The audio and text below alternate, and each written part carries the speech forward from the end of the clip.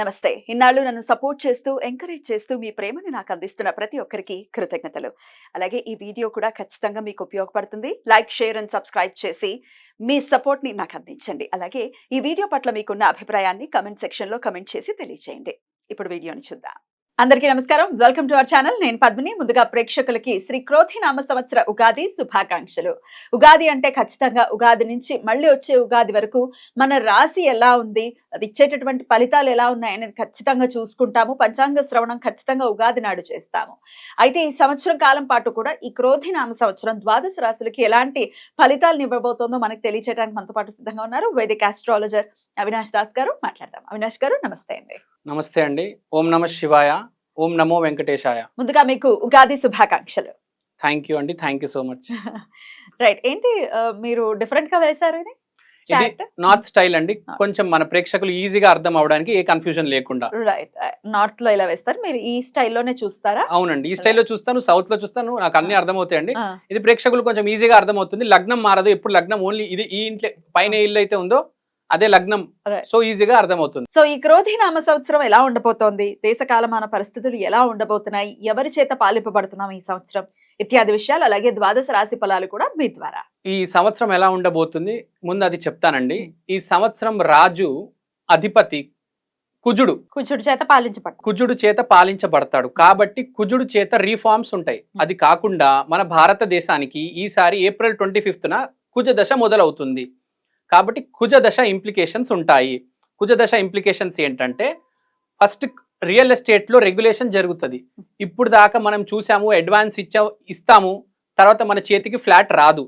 అవన్నీ ఇప్పటి నుంచి ఉండవు. చాలా జాగ్రత్తగా ప్రతిదీ రెగ్యులేషన్తో జరుగుతుంది. మన మినిమం ఒక గ్యారంటీ ఉంటుంది, మీ ఫ్లాట్ మీ చేతిలోకి వస్తుంది. గవర్నమెంట్ చేతిలోకి రియల్ ఎస్టేట్ని తీసుకోబోతుంది. ఒకటి ల్యాండ్, సెకండ్ అగ్రికల్చర్లో కూడా ఎంఎస్పి ప్రైస్ ఏదైతే ఉందో అది కూడా గవర్నమెంట్ ఫిక్స్ చేసి కంట్రోల్లో పెట్టి రెగ్యులేషన్ చేస్తుంది. సో అగ్రికల్చర్ గవర్నమెంట్ చేతిలోకి వెళ్తుంది, రియల్ ఎస్టేట్ గవర్నమెంట్ చేతిలోకి వెళ్తుంది. ఆర్మీ చాలా స్ట్రాంగ్ అవుతుంది. ఆర్మీ అనేది కుజుడితో కంట్రోల్ అవుతుంది కాబట్టి ఆర్మీ కూడా చాలా స్ట్రాంగ్ రూలర్షిప్ ఉంటుంది ఈ సంవత్సరం. అది కాకుండా ఈసారి భారతదేశం హిందూ రాష్ట్రం అయి తీరుతుంది.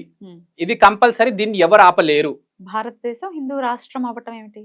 ఈసారి కుజుడు ఉన్నాడు అధిపతి కాబట్టి సనాతన ధర్మం ఒక విశిష్టత మొత్తం భారతదేశం ఉంటుంది. అంటే ఆధిపత్యం ఖచ్చితంగా ఎలాగో ఉంది, ఎందుకంటే మనం మెజారిటీ హైందవులే ఉన్నారు కాబట్టి హైందవం చాలా అద్భుతంగా ముందుకు వెళ్తుంది అని చెప్తూ. హైందవం చాలా అద్భుతంగా ముందుకు వెళ్తుంది. కొన్ని మత ఘర్షణలు కూడా జరుగుతాయి. ఇంకో పాయింట్ చాలా ఇంపార్టెంట్, ట్రాఫిక్ రూల్స్ మారబోతున్నాయి. చాలా సీరియస్ గా ట్రాఫిక్ రూల్స్ ఇంప్లిమెంట్ చేయబోతున్నారు. ఇప్పుడు లాగా ట్రాఫిక్ రూల్స్ ఉండవు, హైవే మీద యాక్సిడెంట్స్ ఉండవు. చాలా నీట్ గా కంట్రోల్ చేస్తారు. మొత్తం రోడ్డు మీద మీరు రాంగ్ రూట్ వెళ్ళినా ఫైన్ భారీగా వేస్తారు. హెల్మెట్ లేకపోయినా రూల్స్ అన్ని మారబోతున్నాయి. దుబాయ్ లో ట్రాఫిక్ కంట్రోల్ ఎంత సీరియస్ గా ఉంటది, ఇక్కడ ట్రాఫిక్ అంత సీరియస్ గా చేయబోతున్నారు. ల్యాండ్ రేట్స్ కూడా కొద్దిగా పెరిగే అవకాశం ఉంది. ప్లస్ ల్యాండ్ రెగ్యులేట్ చేస్తారు. అది కాకుండా రివర్స్ మైగ్రేషన్, కెనడా నుంచి ఆస్ట్రేలియా నుంచి చాలా మంది తిరిగి వస్తారు ఇక్కడికి. ఎందుకంటే బిజినెస్ ఆపర్చునిటీస్ బాగా పెరుగుతాయి. మనం వేరే దేశాల్లో చూస్తే ఈ laws, green laws, eco tax అని రకరకాలుగా ఇండస్ట్రీస్ పెట్టడం కష్టమైపోయింది. ఇండియాలో ఇప్పుడు చాలా అవకాశం ఉంది కాబట్టి ఎన్ఆర్ఐస్ అందరూ తిరిగి వస్తారు. రైట్ అండి. ఇక గ్రహస్థితి ఒకసారి మీరు చెప్పేసిన తర్వాత ద్వాదశ రాశి ఫలాల్లోకి వెళ్దాం. గ్రహస్థితి మాట్లాడితే మనం గురువు వృషభంలో ఉన్నాడు.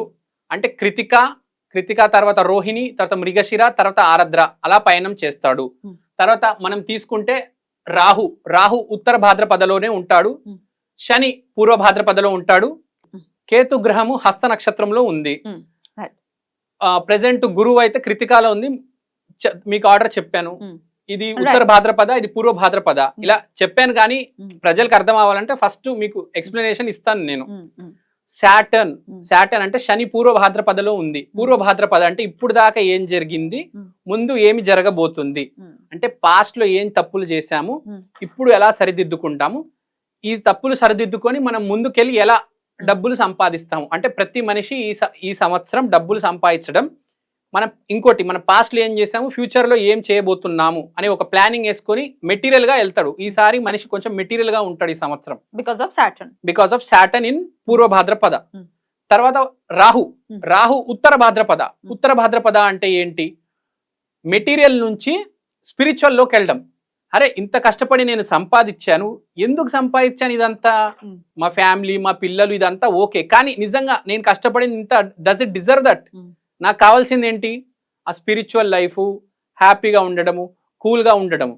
సో ఆ మాయలో ఉంటాడు మనిషి. ఏమో కష్టపడుతూ ఉంటాడు, కానీ మాయ ఏమంటుంది, కష్టపడితే ఇదంతా అవసరమా నాకు, ఎందుకు కష్టపడుతున్నాను, స్పిరిచువల్గా నేను ఇలా అవ్వాలని ఉంది నాకు అంటే. ఈ సంవత్సరం అలా ఉంటుంది అంటే అంత కష్టపడతాడు శని. రాహు ఏమో మాయలో పెడతాడు అనమాట, ఆ స్పిరిచువాలిటీలో కూడా తీసుకెళ్ళిపోతాడు, అంటే బ్యాలెన్స్ చేపిస్తాడు జీవితాన్ని ఈ సంవత్సరం. కేతు ఎలాగో హస్త నక్షత్రంలోనే ఉన్నారు. కేతు హస్త నక్షత్రంలో ఉన్నాడంటే blessings. So blessings are very important for this year. ఈ సంవత్సరం బ్లెస్సింగ్స్ తీసుకొని వెళ్తే మనం చాలా మంచిది. ఓన్లీ కష్టపడితే కాదు, దాంతో పాటు బ్లెస్సింగ్స్ కూడా ఉండాలి.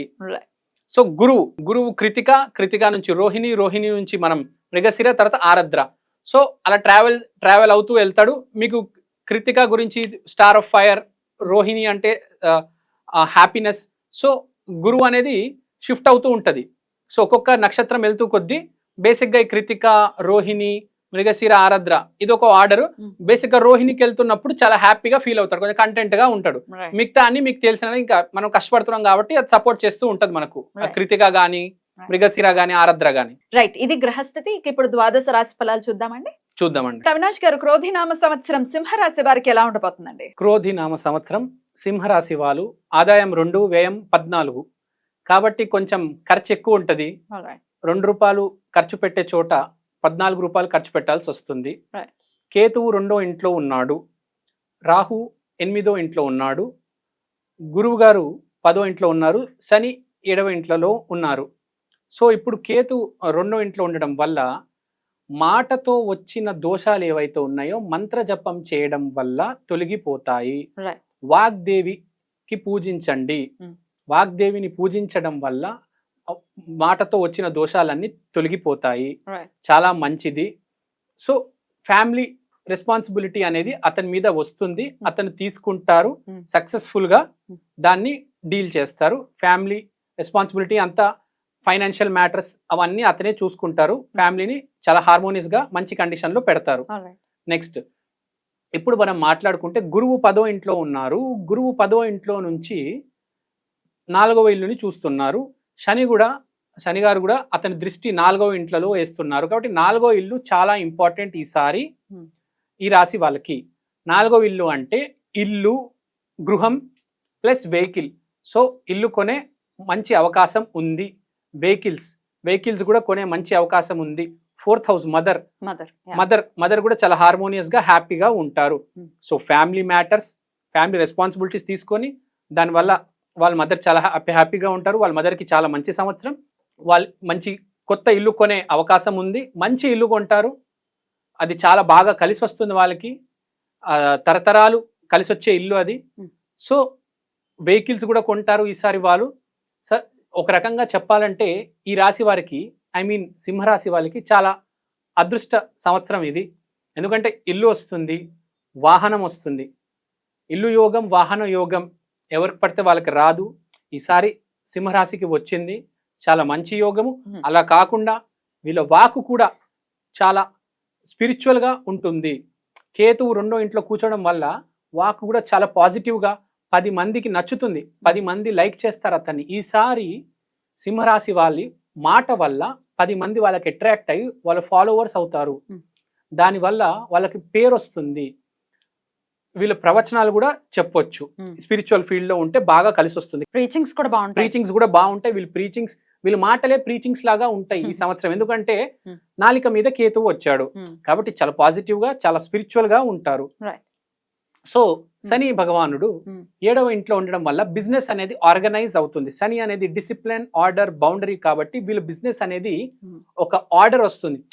కొన్ని బిజినెస్ చూస్తూ ఉంటాం మనము, ఏ ఆర్డర్ ఫ్రీక్వెన్సీ లేకుండా ఇన్పుట్ వస్తూ ఉంటుంది, అవుట్పుట్ వెళ్తూ ఉంటుంది. ఇన్ఫ్లో వేరు, క్యాష్ ఫ్లో కింద మీద అవుట్ ఉంటుంది, ఫ్లక్చుయేషన్స్ ఉంటాయి.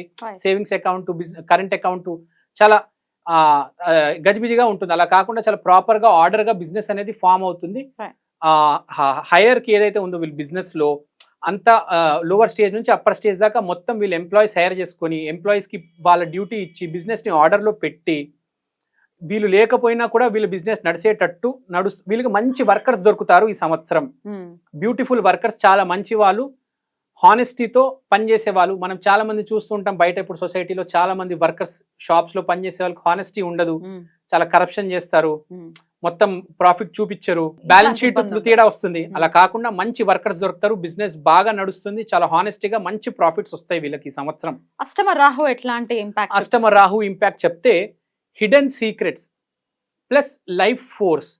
సో రాహు 8వ ఇంట్లో ఉండడం వల్ల వీళ్ళు అకల్ట్ నాలెడ్జ్ నేర్చుకోవచ్చు, అకల్ట్ నాలెడ్జ్ వైపు నేర్చుకోవచ్చు. భూమి కింద ఉండేవి ఆర్కియాలజీ, జెమ్ స్టోన్స్ గురించి, లేకపోతే ఆస్ట్రాలజీ కావచ్చు, వాస్తు కావచ్చు, స్పిరిచువాలిటీ కావచ్చు. అకల్ట్ సైన్సెస్ మీద ఇంట్రెస్ట్ పెరుగుతుంది అనుకోవచ్చా? అకల్ట్ సైన్సెస్ మీద ఇంట్రెస్ట్ పెరుగుతుంది. ఇంకా రాహు 8వ ఇంట్లో ఉండడం వల్ల unexpected wealth, most important, unexpected wealth రావడం జరుగుతుంది. 8,000 అనేది unexpected wealth, ancestral property. So marriage చేయడం వల్ల కూడా కొంతమందికి లాభాలు పొందుతారు. సో అన్ఎక్స్పెక్టెడ్ గా మనకు వెల్త్ రావడం జరుగుతుంది. మనది ఏదైతే కాదో, అంటే మన యాన్సిస్టర్స్ నుంచి వచ్చేదే, కానీ మనం సంపాదించలేదు కదా, తరతరాలుగా వచ్చే యాన్సిస్ట్రల్ హెరిటేజ్. కాబట్టి వీళ్ళందరికీ యాన్సిస్ట్రల్ ప్రాపర్టీ సంవత్సరం చాలా సంవత్సరాల నుంచి కోర్టు కేసులు అలా డ్రాగ్ అవుతూ ఉంటాయి. వాళ్ళందరికీ కేసులన్నీ సాల్వ్ అయ్యి చేతిలో అన్ఎక్స్పెక్టెడ్ వెల్త్ రావడం జరుగుతుంది. బ్యూటిఫుల్. అయినప్పటికీ ఈ సంవత్సరం మొత్తం కూడా వీళ్ళు చేసుకోవాల్సినటువంటి దైవారాధన ఏంటి? రాధమ్మ ఆరాధన చేసుకుంటే మంచిది. ఇంకా చెప్పాలంటే మన హైదరాబాద్ లోని ఇస్కాన్ టెంపుల్స్ ఉన్నాయి, హరే కృష్ణ హరే రామ టెంపుల్స్ ఉన్నాయి. ఆ టెంపుల్స్కి వెళ్ళి రాధమ్మ ఆరాధన చేసుకుంటే బాగా ఉంటుంది. సింహరాశి వాళ్ళు దూసుకుంటూ ముందుకు పోతారు, బాగా కలిసి వస్తుంది దేవుడి వల్ల, రాధం వల్ల. రైట్. అయితే ఎంత పర్సెంటేజ్ బాగుంది అని అంటే ఏం చెప్తారు? నేను వీళ్ళకి చెప్పాలంటే 90% బాగుందని చెప్తానండి. రైట్, బ్యూటిఫుల్ అండి. చాలా చక్కటి ప్రొడిక్షన్స్ ని తెలియజేశారు. ఇక నెక్స్ట్ ఎపిసోడ్ లో కన్యా రాశి గురించి మాట్లాడుకుందాం. Thank you so very much. నమస్తే. థ్యాంక్ యూ అండి. నమస్తే.